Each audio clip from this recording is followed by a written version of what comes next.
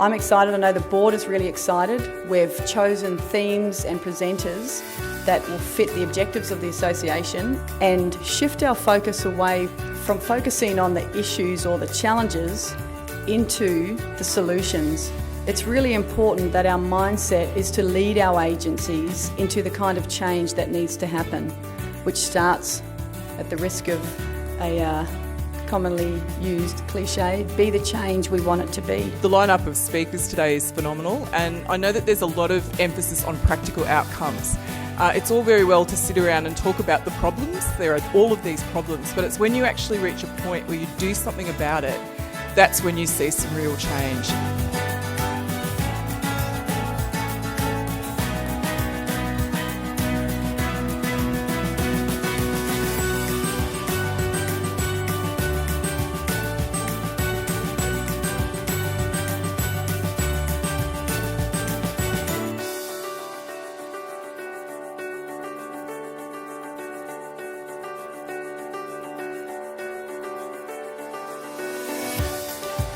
Listening to other people's stories and the way that they've challenged and looked for solutions is really heartwarming. So, because I think sometimes we do feel isolated and we do think, is it just me who struggles with these things? We didn't really know what to expect, and when we walked away yesterday we were like, oh, how much did we get from that, how much are we taking away? And then we carried the discussion to a dinner with our dad for another 3 hours. Debating things, and we continued that this morning. We're like, finally just stop with the fiery talk. And what we've realised is that it's brought up a few issues for us, that it's not be part of the problem or be part of the solution, it's you need to be part of both. There is a problem that has to do with gender, and if we're not part of it we can't help fix it. Yeah. And just because we're not experiencing the issues that some people are experiencing doesn't mean that they're not and they don't deserve our support. Yeah, we both decided that we're not going to just sit back and whinge, have things happen around us and then whinge about the change. You know, we're going to be part of the change and hopefully steer it in the right direction and help it along its way. And yeah, like Ava said, be there for the other girls who might be having issues, even though we're lucky enough to not. Yeah.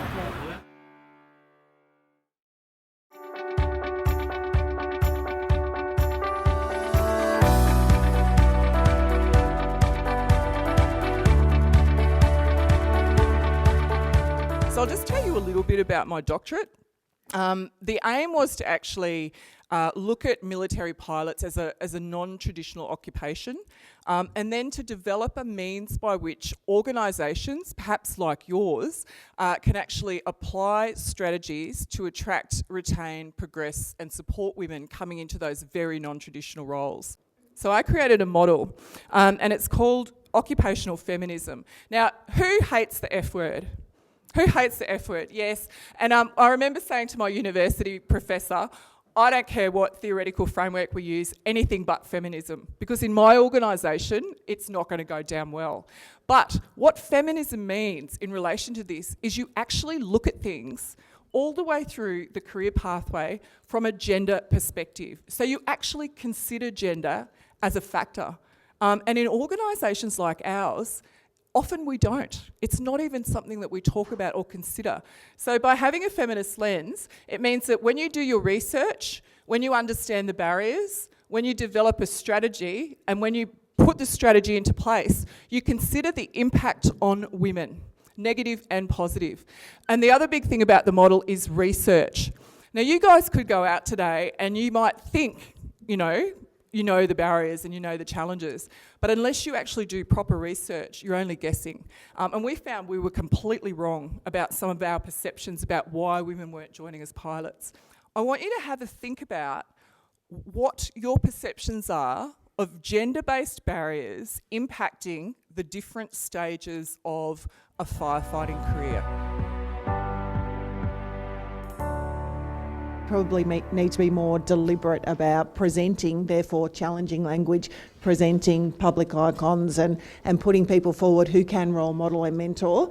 The community promotions, it was mentioned that there's a higher level of community promotions in ADF and AFP than there is in firefighting, so we could see that as a lead of what we could aspire to. the myths, that it's dangerous, it's dirty. I certainly know that my family were worried about it's really dangerous, but statistically it's not. Construction's much more dangerous than firefighting in Victoria. We see little visual representation in the community. We talked about schools. There's nothing in curriculum packages.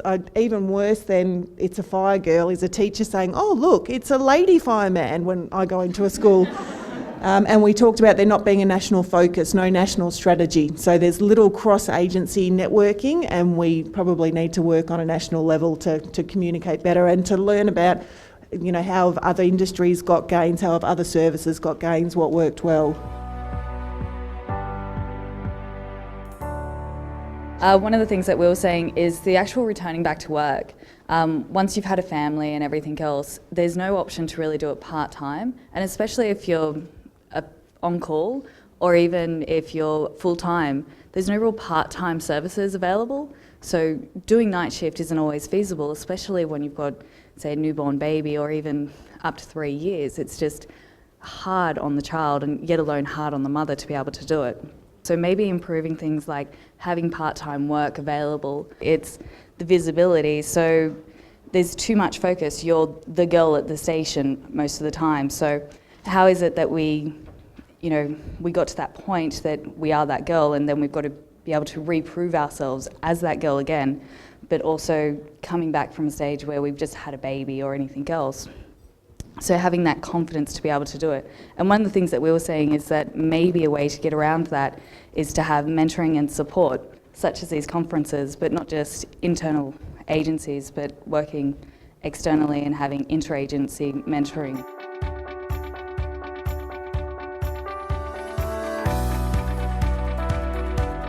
When you're working in an environment where it's all male, and although you work with great men, sometimes you need a validation, and by getting together with other women, it assists in that validation. This year's conference has given us some more insights into the diversity of thought, I guess. What I really enjoyed was not focusing on the negatives, looking at solutions. And being able to just discuss different things makes you feel more confident and makes you feel like you want to go ahead and you want to lead and you want to be the best you can. Most of the presenters have given me snippets of information. I've come away with this more insight into the issues and what we have to do to sort it out. I think it's important. I think this is the future. We're at the cutting edge here now. We've got to evolve as organisations and look to this as the future and get the ladies and the women into our services. They've got a lot to offer. The characteristics of firefighters that are absolutely mandatory to help us change process is definitely resilience, courage, a sense of humour, and absolute commitment and dedication. You raised the topic of confidence. What we found with pilots is that they were turning up, they were all male selection panels, and they're being assessed for their officer qualities. And one of those is confidence and also motivation. And the women that we spoke to said, I felt really confident and I was really motivated. But that looks quite different between men and women. So the young fellas wanting to be pilots are in there, oh yeah, I know I can list all of the, specifications of every aircraft. I've always had aircraft on my bedroom wall since I was 6. I'm confident I can do anything. Women were quietly confident and motivated in a different way. But the selection panels weren't prepared to look at that. It's a phenomenon called homosocial reproduction, and that's where you want to see yourself represented in the candidates you're selecting for a job. That again, it's all about education. That's something that you can fix, and that's something that Air Force has in fact fixed. And even the testing, to what degree has anyone sat down and looked at your testing? And maybe they have in different states, but actually really peeled back that testing and said, what is it that we're testing? And is it likely that women are going to be able to show competency and success in accordance with these tests? Because the tests have been designed on all male recruiting populations, I can guarantee it. They've been designed, even the aptitude tests for pilots, there was gender wasn't even a factor in that. They were designed around all male testing populations. And so there was very little consideration to how women might portray things that we want them to portray, but perhaps differently.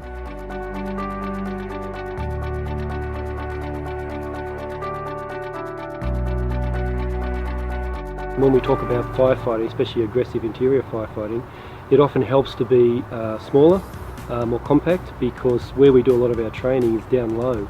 And what we do find is that a lot of guys, I mean, I'm 6 foot, find it very difficult to stay flexible and stay down low, below the smoke level, where we find victims and where most of our work is done. So we actually find that the mobility we find in some women firefighters is a real advantage.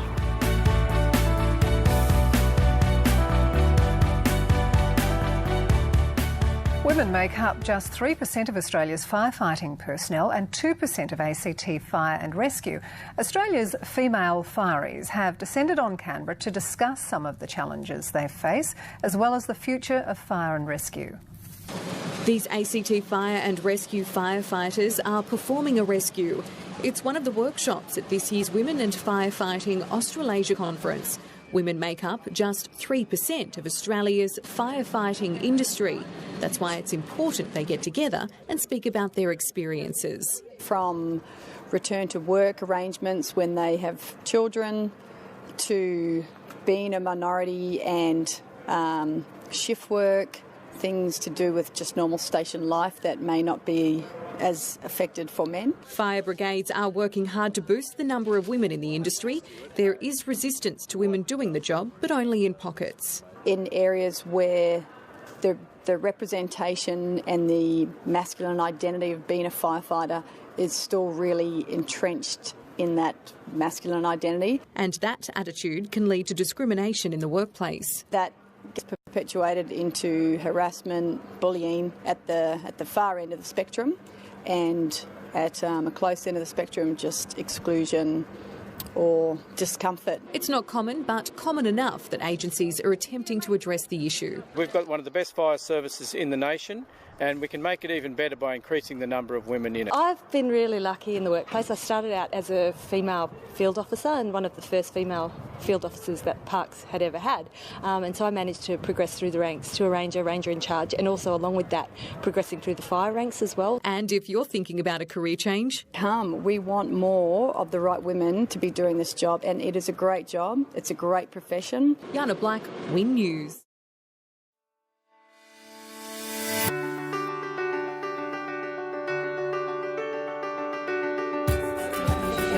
Have a clear process of we can go here and we can discuss this and we can go there, or they're afraid to.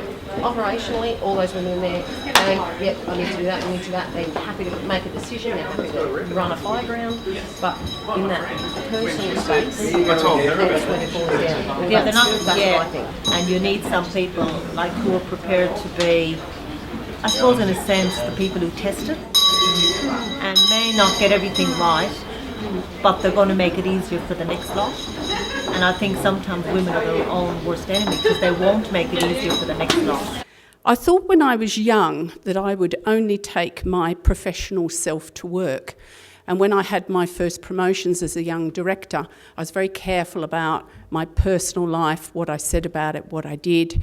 I was very keen to be seen as the ultimate and consummate professional.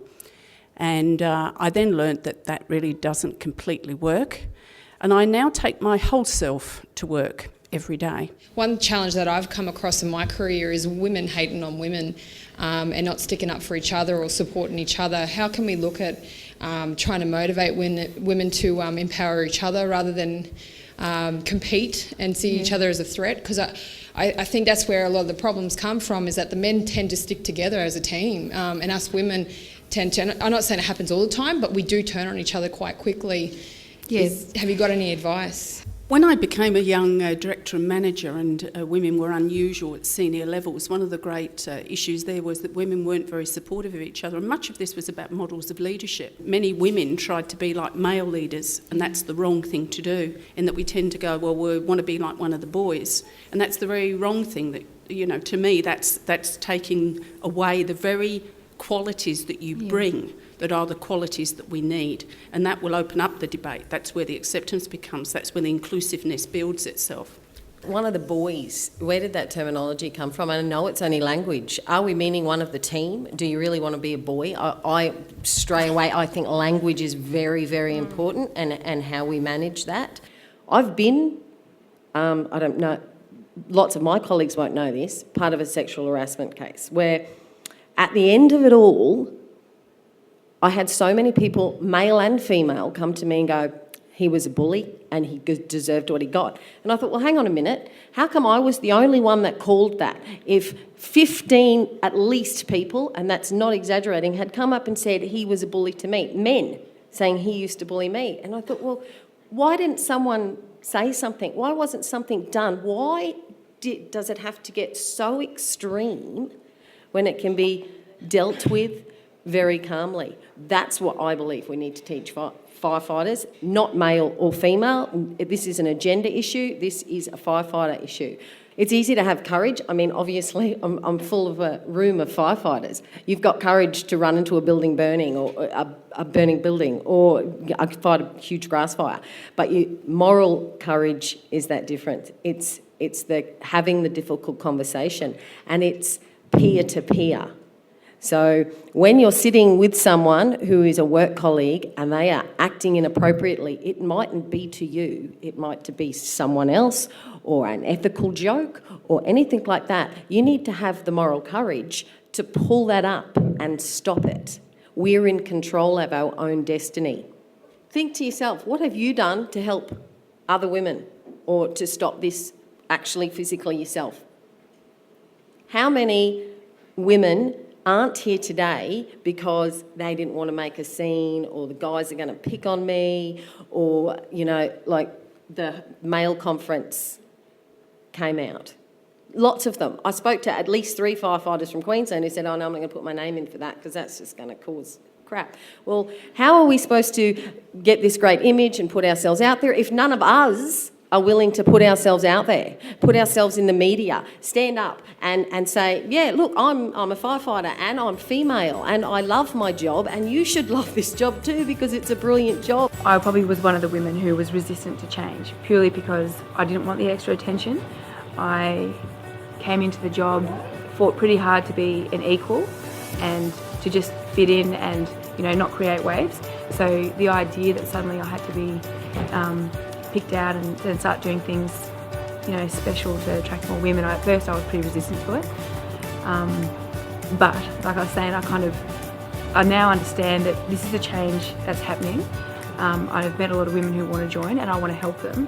So rather than, you know, lying low like most of us want to do, sometimes you have to stick your head up and you have to be, you know, put the face out there so that women do see and I have noticed a big difference. Since the first kind of media campaign, I've had so many females turn up the station, ring me up, contact me and just say, oh, can you tell us about the job? And so that is rewarding. I can see that it's making a change.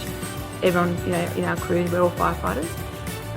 But I understand that to get more women considering the role, we actually do need to stand out, I guess, or put our head up and get some attention. Yeah. I think the theme of the conference, innovation, motivation, inspiration, fits very much with where ACT ESA wants to go in relation to our own organisation.